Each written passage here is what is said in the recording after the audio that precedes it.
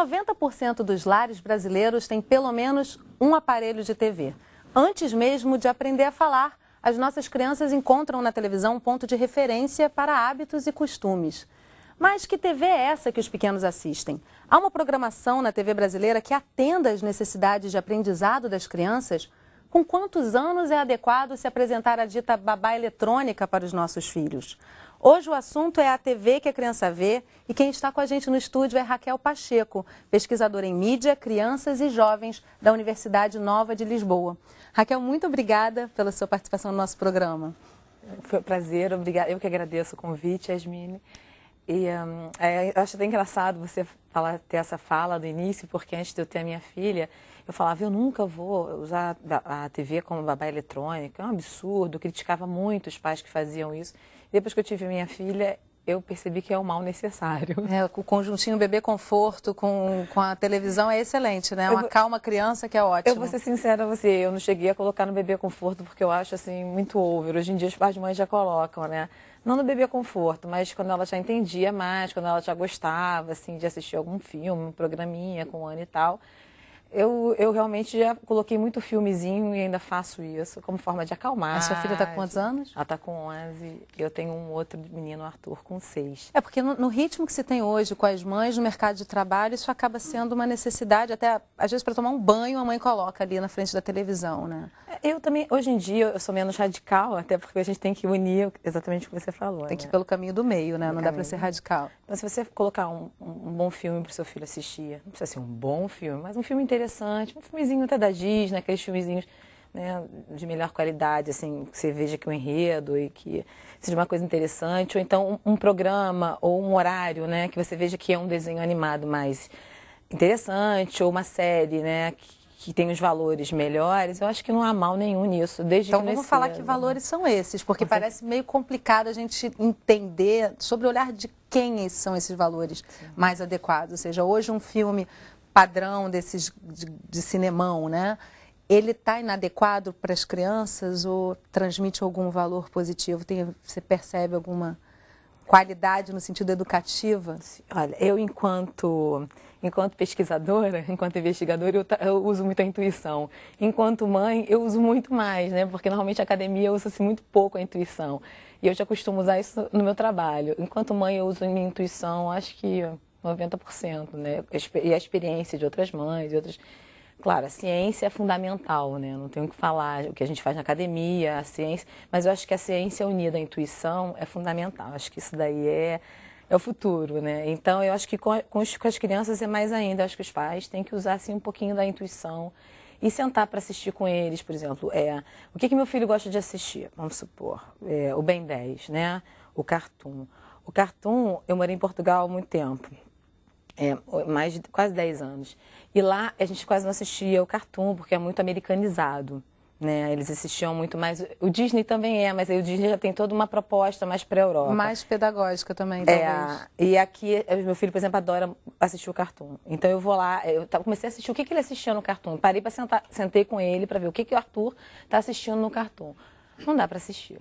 Não dá para assistir. É guerra, uns monstros, umas coisas que não tem valor, é traição, não tem nem enredo. É uma coisa assim completamente batistaca, né? Aquela música batistaca, é como se fosse um produto audiovisual reproduzido no desenho animado, né? Não tem como uma criança de 6 anos assistir aquilo. Você você usa a sua intuição, você fala, que valor isso passa para o meu filho? O que isso daí traz para o meu filho? Entendeu? Não precisa nem ser uma pesquisadora, eu podia ser uma empregada doméstica e ter o meu filho e falar, poxa, isso aí não tem nada a ver com aquilo que eu aprendi, nem com aquilo que eu quero que meu filho aprenda. Então, foi a partir daí que a gente começou a negociar essas coisas lá em casa, né? E Cartoon é só... Eu acho que o Garfield é do Cartoon, não sei. Por exemplo, o Garfield ele adora, é bonitinho, é aquele...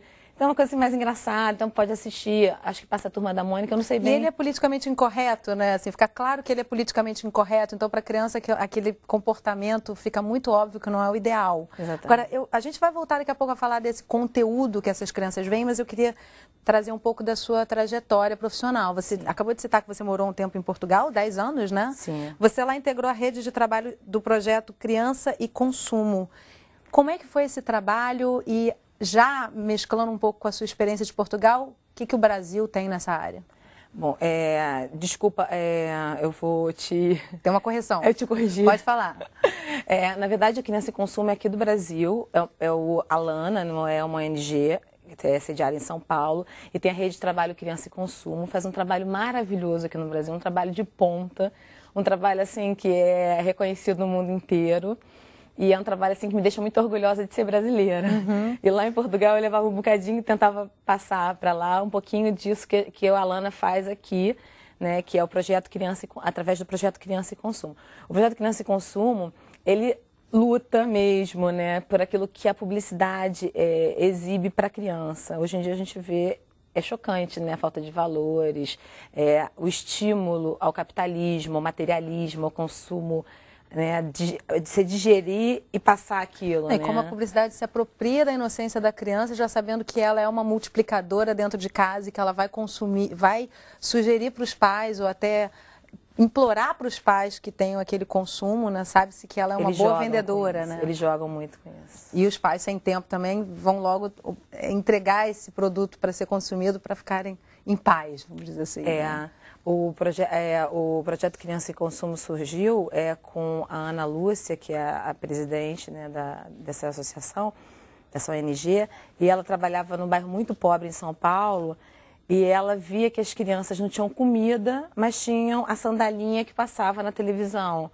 Elas não tinham, mas elas tinham um joguinho, elas não tinham nem o que comer, moravam numa casa sem menor infraestrutura, às vezes não tinha nem banheiro, e elas tinham certas coisas que não condiziam com isso. Por quê? Porque a mídia de massa, né, ela ataca a criança de uma forma, assim, cruel, né? É cruel, realmente. Ela é bem focada na criança hoje, né? Existe uma série de livros, né, sobre isso, uma série de pesquisas nessa área já. E a gente vê, que as crianças estão realmente entregues, assim. E em comparação com o resto do mundo, não digo só em Portugal, mas na Europa você deve ter observado alguma diferenciação. Em alguns países existe uma legislação bem mais aprofundada sobre esse assunto, há limites bem mais claros, alguns países inclusive proíbem a propaganda voltada para crianças.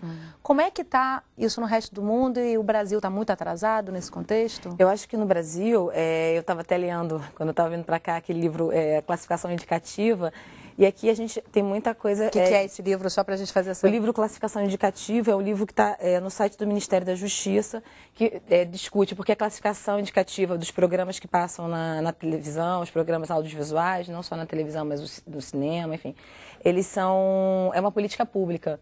Então, eles são catalogados, o que as crianças podem ver ou não. Isso é uma discussão enorme, você vai falar dos programas sobre isso, né?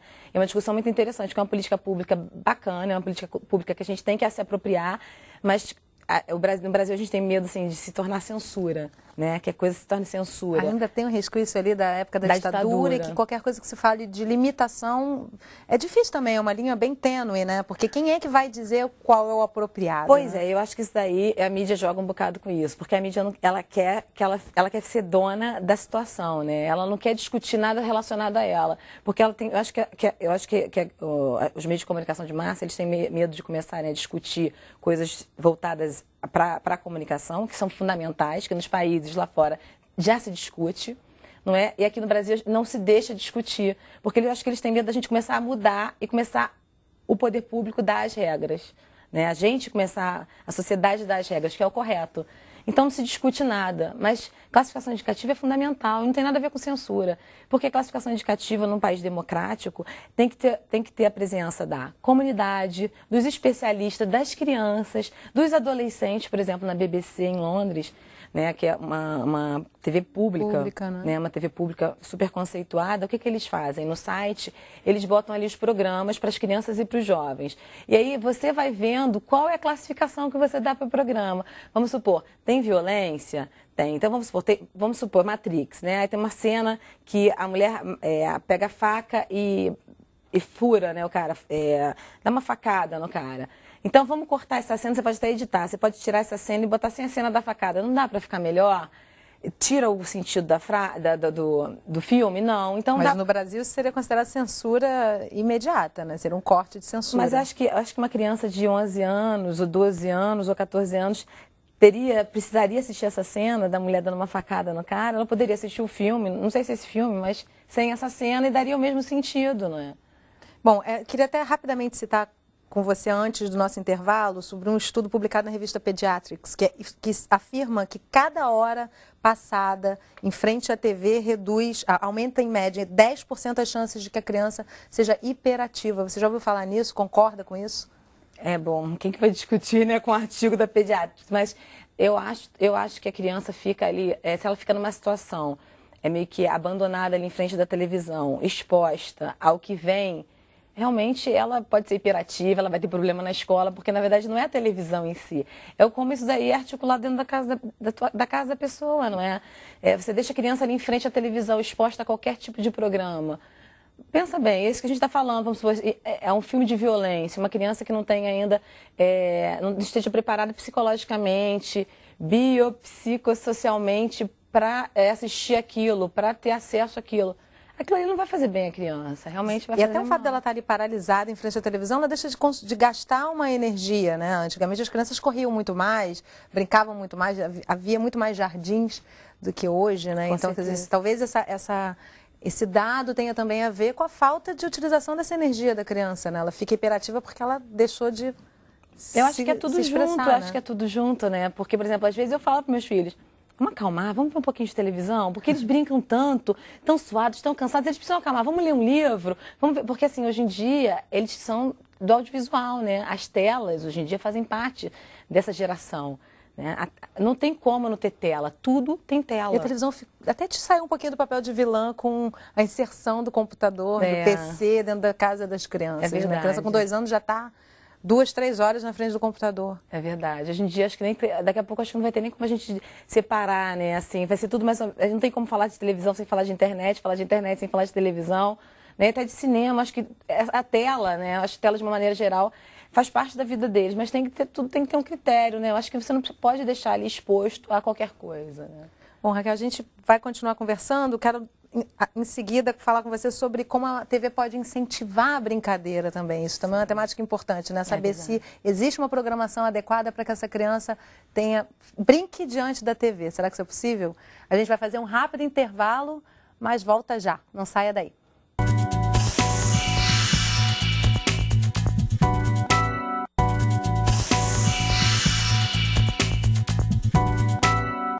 Estamos de volta conversando sobre a TV que a criança vê. E quem está com a gente no estúdio é Raquel Pacheco, pesquisadora em mídia, crianças e jovens da Universidade Nova de Lisboa. Raquel, então vamos voltar para aquela proposta de questão que eu te coloquei no final do bloco. Como é que a TV pode incentivar a brincadeira em vez de deixar a criança paralisada em frente a uma tela? Existe uma programação que possa trazer essa oportunidade para a criança? Pois é muito legal você falar sobre isso, porque a gente às vezes critica, né, e demoniza muito a televisão. E a gente nunca propõe nada de diferente, né? Nada de novo. Criticar é muito fácil, né? E muitas vezes os meios de comunicação utilizam esse argumento quando falam, vocês falam muito, vocês reclamam muito, mas vem aqui fazer programa para criança para você ver como é que é difícil. E realmente é difícil. Entreter criança é super difícil. Não, né? É porque assim, se você faz uma coisa muito didática, eles não gostam. Então fica aquele programa que ninguém vê e no mercado isso daí não funciona. Se você faz uma coisa muito comercial... Aí são os especialistas, os pais que vão contra isso, né? Eu acho que a gente tem que chegar ao meio termo, né? O meio termo é difícil, mas a sociedade cada vez mais, né? A gente está em 2012, a gente tem que chegar ao meio termo, a gente tem que começar a ver o equilíbrio natural, né? De tudo. Utilizar os aprendizados passados, né? Também do que já se vivenciou em termos de programação, o que deu certo, o que não deu, né? Exatamente. Eu tenho um programa, tem um desenho que passa, desculpa se eu erro, assim, às vezes o canal, porque... Lá em casa até prefiro que você não cite o canal. Então ótimo. Mas assim, tem um desenho animado que passa, uma menina de São Paulo que faz, assim, uma produtora, e ela que desenha, ela que faz, eu esqueci o nome também. Mas é muito bacana porque ela fala de temáticas brasileiras. E é muito difícil, por exemplo, você ligar a televisão e você ter temáticas brasileiras na programação, né? Normalmente, aquilo ali são ideias... americanas, não é? É uma catequização, né? Japonesas também estão com bastante japonesas, força, né? E fica muito nisso, né? Quando eu morava em Portugal, eu via que tinha uma temática mais europeia, mas, por exemplo, não tinha uma temática portuguesa. Era uma temática, por exemplo, da neve. Lá em Portugal não neva, Em Lisboa não neva, né? Na maior parte de Portugal não neva, só na Serra da Estrela. Então, a neve não tem a ver com a realidade daquelas crianças, né? Quando vem o inverno, elas não têm neve, mas, por exemplo, no inverno, os desenhos, enfim, as séries eram de neve, e não sei o que, o frio, fica... É diferente, por exemplo, da realidade de lá. Isso aí é uma coisa básica, né? Porque a cultura é completamente diferente, chegam coisas... Você está numa fase de formação da personalidade da criança, né? Então, o que acontece com essa criança depois de passar a primeira parte da vida, a infância inteira, ouvindo valores e culturas, questões culturais de um outro país? O reflexo disso. Eu acho que isso é um bocado complicado, né? Porque eu acho que descaracteriza muito, que é o que está acontecendo hoje em dia. Mexe com a autoestima da criança em termos de nacionalidade, em termos de Por exemplo, cultura. aqui no Brasil, né? Que as crianças são, uma grande parte, negras, né? Mas é muito difícil você ver esse tipo de criança ser representada na televisão, não é? As crianças que são representadas na televisão são aquele estilo europeu, não é? São crianças que não... Eu acho que é bacana eles terem acesso a coisas multiculturais, né? Mas entrando no contexto multicultural, né? Vamos conhecer crianças. Eu lembro de que tinha um programa que falava assim, vamos conhecer crianças do mundo inteiro. Então, cada uma falava como é que ia para a escola, como é que se vestia. E era super bacana esse programa que contava a história de cada criança. A criança contava a sua própria história. Isso é uma forma legal de você estar trabalhando isso. Existem muitas formas bacanas de você trabalhar isso. Eu acho que você tem que respeitar a cultura local e ter o debate, o diálogo com a sociedade, né? Sem ter medo, né? Eu acho que o mercado não possibilita isso por uma questão financeira, por uma questão de estar na hegemonia, e porque hoje em dia os grandes grupos de comunicação de massa estão na mão de pessoas assim, muito mal preparadas e muito envolvidas, né, com outras coisas, né, só com o mercado, só com dinheiro. Você está falando de valores culturais de outros países. O Brasil tem um valor cultural muito arraigado no folclore. E o folclore é importantíssimo para a criança brasileira, né? Traz o lúdico, traz o aprendizado, a história brasileira, enfim. Há espaço para isso na TV brasileira? Você vê algum exemplo de utilização desse folclore na TV que chegue até as crianças? Não por esses canais que você já citou, internacionais, mas, enfim, dentro da própria programação brasileira, existe espaço para o folclore? Eu acho que é muito pouco, assim. Eu acho que a TV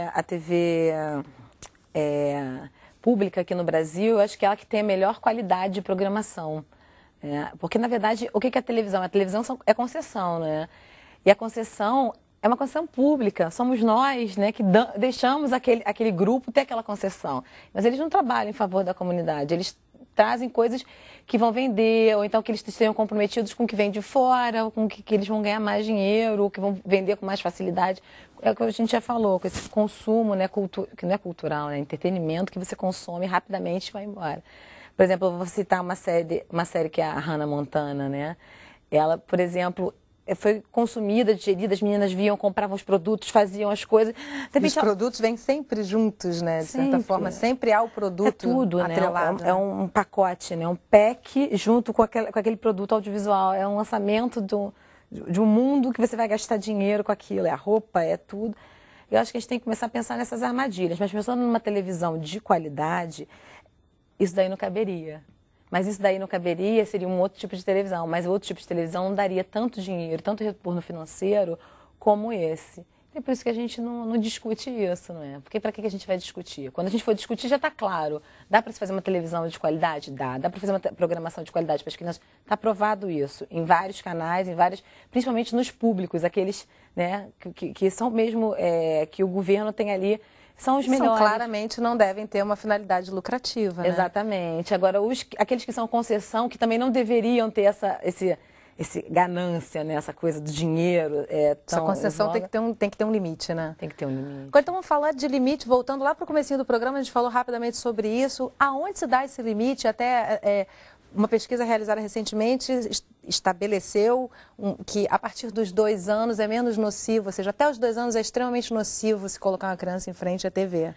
Pois é. Quais são esses limites? Existe uma idade? Ou varia de criança para criança? Eu acho que não tem necessidade da gente colocar uma criança, até que ela interaja com a televisão, até que ela interaja com aquilo que ela está vendo, até que ela queira estar ali. Pois é, o meu filho interagia com 1 ano de idade, ele conversava com o apresentador do telejornal, e aí aquele dia eu falei, bom, eu realmente não vou poder botar ele mais no bebê. Já está na hora, né? Já está na hora dele assistir. Não, de não assistir, mas a gente com 1 ano ele já está se comunicando, se trocando ideia com o apresentador do maior telejornal da TV brasileira. Você não acha isso bacana? Não, com 1 ano eu acho preocupante. Diz que ele discutiu com...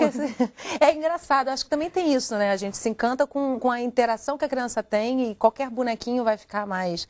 ele vai interagir com aquele bonequinho porque é fofinho e tal. E a programação, ela também pega pelo pé aí, né? Ele achava o William Bonner fofinho e discutia com ele. Ele achou ótimo, fabuloso. Já estava fazendo debates, assim, de políticos ali, mas... Qual é o limite disso? Eu depois falei assim, gente, ele tem 1 ano de idade, ele não está na idade ainda de ficar em frente à televisão. Aí as meninas, sinceramente, eu não acho certo a mãe parar, botar um bebê conforto na frente da televisão e deixar a criança. Eu acho isso super errado. Isso daí, sabe, já tem pesquisas sobre isso. A Susan Lin, ela tem uma pesquisa enorme sobre isso. Não tem necessidade, entendeu? Isso daí é cruel. Aí eu acho que os pais estão reforçando, né, esse modelo, né, econômico, materialista, consumista. Amigas minhas, não muitas, graças a Deus, mas algumas, você botava a cadeirinha de comida do filho em frente à televisão e dava a comida, porque a criança fica ali assim, né, chapada. É um caminho mais fácil, né? Hipnotizada e comer. É muito fácil, né? Eu não é à toa que se chama babá eletrônica, né? Porque Mas é diferente, ela pode ser uma babá eletrônica, por exemplo, no momento que você está precisando fazer alguma coisa, e botar uma coisa de qualidade para o teu filho assistir e falar, tudo bem, ele está ali quietinho, está assistindo uma coisa de qualidade, ufa, vai me dar 2 horas de tranquilidade para eu poder fazer uma coisa, porque ele já brincou, porque ele já fez, porque ele já brincou no quarto, porque ele já fez outras atividades e agora talvez seja o momento dele parar e descansar, tá ali descansando, não sei o quê. Outra coisa é você pegar um bebezinho e botar ele de frente para uma televisão para assistir uma coisa que não tem nada a ver, que ele não pediu. É que nem você dar chupeta para uma criança. Você pegar uma chupeta e enfiar na boca da criança. A criança não pediu a chupeta. Né? Espera, vamos ver o que acontece, né? Não vamos viciar, vamos esperar. Esses limites precisam seguir uma lógica, então, né? Uma lógica de consciência, né? Mas acho que não tem problema seu filho discutir com o âncora do Você já citou, isso foi engraçado, mas foi só uma situação rápida. Agora, você citou no início também do programa a importância dos pais assistirem a programação junto com as crianças. Além de assistir, como é que se desenvolve o senso crítico dessa criança na hora que ela começa a assistir? Ou seja, a proibição está um pouco fora de moda. Me parece que às vezes até você proibindo, a criança fica mais instigada ainda a assistir um determinado desenho, porque todas as crianças assistem. Como é que se instiga esse senso crítico de uma criança pequena e até os 10, 11 anos, quando ela realmente já começa a debater e conversar sobre determinados assuntos? Concordo com você, com a sua opinião. Sou da mesma opinião que você. Agora, eu acho que o senso crítico pode começar antes. Eu, pelo menos, sento com meus filhos e converso desde que eles começam a entender e discutir os valores. Vocês acham aquilo correto? Você acha bacana aquilo que está acontecendo? Então, poxa, que legal. Pois isso é uma amizade. Ou então, a gente começa a discutir os valores que passam ali. É normal, né? A gente começar a discutir, porque eu não entendo por que as pessoas precisam assistir televisão em silêncio e se elas ficam sentadas ali 1 hora, 2 horas em silêncio, como se elas estivessem recebendo aquilo e nunca se fala sobre aquilo e vai-se embora e no outro dia faz de novo e ninguém discute sobre aqueles valores, sobre aquilo que está passando, sobre até questões estéticas, até por que a gente está gostando daquilo, por que não vai discutir? Eu converso com meus filhos desde pequenininho sobre isso. Até minha filha às vezes fica, você é meio chata, tudo você fala. Eu falo, sim, é pra gente falar um pouco sobre isso, por que não pode falar? Deixa eu ficar um pouquinho quieta, tá? Eu também. Aí eu levanto Garfield tem uma tirada ótima sobre isso. Ele fala assim, bom, as pessoas estão dizendo que não se conversa mais, afinal de contas, para que servem os comerciais, né? É pra isso. Bom, para a gente finalizar o programa, Raquel, a gente tem mais um minutinho aí pela frente. Até onde que a gente deveria regulamentar isso? Quais são os limites legais? Eu te pergunto como profissional de pesquisa mesmo e como mãe, quais seriam os limites ideais se a gente fosse pensar numa TV brasileira melhor, mais aprimorada, sobre o olhar da criança, essa TV que a criança vê? Então a gente pode ir até onde? Eu acho que a gente primeiro tem que parar de botar a televisão como se ela fosse uma coisa fechada, hermeticamente fechada, não é? Como a gente já falou, aqueles canais são concessão. A gente tem que discutir, a sociedade tem que discutir, as crianças têm que participar dessa discussão, os adolescentes, os pais, as escolas, os profissionais, todo mundo tem que discutir essa televisão. Eu acho que a partir daí a gente pode dizer, ok, isso aí não passa valores para uma criança de 4 anos, ok, isso não passa bons valores, isso aí não é educativo para uma criança de 13 anos, né? Vou te dar um exemplo pessoal. O filho de uma amiga minha estava assim, 11 anos, muito à frente, assim, com as coisas que não te faziam sentido para onde ele estudava, para o grupo de pessoas, de crianças que ele convivia, não fazia sentido os valores que ele estava tendo. E a gente começou a pesquisar o que pode ser, o que pode ser, o que pode ser. Aí a gente sentado conversando com ele, falou, mas por que você está falando isso? Mas por que... Aí ele começou a falar de uns filmes esquisitos. A gente falou, mas onde é que você viu isso? Ah, quando eu estava na casa da minha tia. Ah, quando eu passei de tarde na casa de fulano. Você não vai conseguir tolher a criança de ver as coisas em outro lugar. Né? Não, eu acho que nem é isso. Assim, eu acho que a classificação é fundamental. A discussão é mais importante. Todo mundo discutir sobre a programação, o que é uma programação de qualidade, qual é a classificação daquela programação, o que é legal passar. A construção do senso crítico, né, Mas Raquel? Exatamente, a construção do senso crítico, tanto dos pais quanto dos alunos, esse debate é fundamental e é um processo educativo, é um processo de educação. Mas mais do que isso, quem dá a palavra final são os pais. Tá dito então, Raquel. Muito obrigada pela sua participação no nosso programa. Eu que agradeço, Yasmine, estar aqui no Canal Saúde.